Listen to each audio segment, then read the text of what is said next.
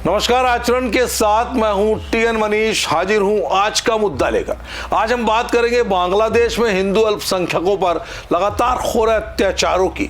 शेख हसीना सरकार के गिरने के बाद से वहां की स्थिति बद से बदतर होती जा रही है।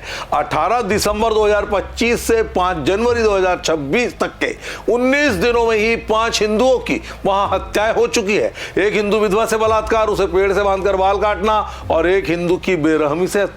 ये घटनाएं सिर्फ इत्तेफाक नहीं बल्कि एक सुनियोजित साजिश का हिस्सा लगती है। भारत के साथ बिगड़ते कूटनीतिक संबंधों के बीच बांग्लादेश ने आईपीएल 2026 के प्रसारण पर बैन लगा दिया, जो मुस्तफिजुर रहमान को केकेआर से बाहर किए जाने का बदला माना जा रहा है। हम देखेंगे इस पूरे मामले की पृष्ठभूमि, भारत की नीति, वैश्विक समुदाय की प्रतिक्रियाएं और विस्तार से समझेंगे मुद्दे को। चलिए शुरू करते हैं।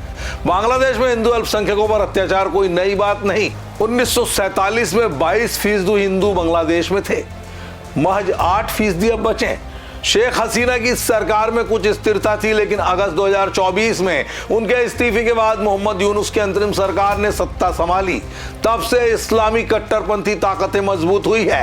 हिंदू घरों, मंदिरों और व्यवसायों पर हमले बढ़े हैं। 2024 के अंत तक 2900 से ज्यादा हमलों की रिपोर्ट सामने आई। भारत ने हमेशा अल्पसंख्यकों की सुरक्षा का मुद्दा उठाया, लेकिन अब स्थिति नियंत्रण से बाहर हो चुकी है। अब बात ताजा अपडेट्स पर। 18 दिसंबर 2025 से शुरू हुए सिलसिले में पहली हत्या दीपू चंद्र दास की हुई, जिन्हें भीड़ ने लिंचिंग कर पेड़ से लटकाया और आग लगा दी।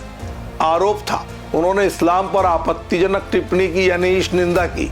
अगली घटना 31 दिसंबर को खोकोन चंद्र दास की, जो एक हिंदू व्यवसायी थे। उन्हें पीटा गया, चाकू मारा गया, पेट्रोल डालकर आग के हवाले कर दिया गया। बाद में उनकी दर्दनाक मौत हो गई। एक हिंदू विधवा के साथ झेनेदाह में ज्यादती हुई। 2 मुस्लिम पुरुषों शाहीन और हसन ने पेड़ से बांधा, बाल काटे और यातनाएं दी। चौथी हत्या अन्य हिंदू पत्रकार की और 5वीं हत्या 5 जनवरी 26 को राणा प्रताप बैरागी की, जो एक समाचार पत्र के संपादक थे।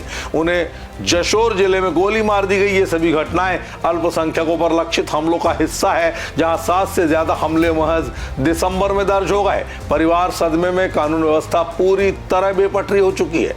अब सवाल है, बांग्लादेश के हालात आखिर इतने क्यों बिगड़े? 5 से 7 प्रमुख बिंदुओं के जरिए आपको समझाने का प्रयास करते हैं। पहला, शेख हसीना के गिरने के बाद इस्लामी कट्टरपंथी समूहों का उदय। जमाते इस्लामी जैसे संगठन मजबूत हो रहे, जो हिंदुओं को निशाना बनाकर विविधता को खत्म करना चाहते हैं। इससे अल्पसंख्यकों पर हमले बढ़े हैं। अंतरिम सरकार की असफलता। मोहम्मद यूनुस की सरकार कानून व्यवस्था बनाए रखने में पूरी तरह नाकाम हो गई, जिससे कट्टरपंथी तत्व बेलगाम हो गए हैं। तीसरा, भारत विरोधी भावनाएं। पहलगाम हमले के बाद भारत का विरोध बांग्लादेश में अचानक बढ़ गया, जो हिंदुओं को भारतीय जासूस बताकर निशाना बनाता आ रहा है। इससे सांप्रदायिक हिंसा बांग्लादेश में भड़क उठी है। चौथा, सोशल मीडिया का दुरुपयोग। फेसबुक जैसे प्लेटफॉर्म पर अफवाहें और वीडियो फैलाए जा रहे हैं जो हिंसा को भड़काते हैं। एक वीडियो ने 2021 में भी ऐसी हिंसा फैलाई थी। पांचवा, आर्थिक अस्थिरता। बांग्लादेश की अर्थव्यवस्था डगमगा चुकी है, जिससे असंतोष बढ़ा है। अल्पसंख्यक आसान निशाना बन रहे हैं। राजनीतिक वैक्यूम। चुनाव से पहले अराजकता बढ़ी है, जहां कट्टरपंथी वोट बैंक के लिए हिंसा का सहारा लिया जा रहा है। अंतर्राष्ट्रीय चुप्पी। वैश्विक समुदाय की उदासीनता ने बांग्लादेश की वर्तमान सरकार को और अधिक लापरवाह बना दिया है। तो इससे समझा आपने कि आखिर क्या है वजह? भारत बांग्लादेश के रिश्ते तेजी से बिगड़ रहे हैं। विदेश मंत्री एस जयशंकर की दिसंबर 25 की यात्रा का कोई फायदा नहीं हुआ। भारत ने अल्पसंख्यकों पर हमले की निंदा की, लेकिन ढाका ने इसे आंतरिक मामला बता दिया। अब आईपीएल 2026 का प्रसारण बांग्लादेश में बैन कर दिया गया है। कारण, बीसीसीआई ने केकेआर के मुस्तफिजुर रहमान को रिलीज करने का निर्देश दिया, जो राजनीतिक तनाव का बदला माना जा रहा है। बांग्लादेश क्रिकेट बोर्ड ने T20 वर्ल्ड कप के लिए भारत यात्रा से इनकार कर दिया है। जनहित का हवाला देकर यह बैन लग गया, लेकिन यह स्पष्ट रूप से प्रतिशोध है। आखिर क्या है बांग्लादेश पर भारत सरकार की नीति? मिनिस्ट्री ऑफ एक्सटर्नल अफेयर्स ने हमलों को गंभीर चिंता का विषय बता दिया।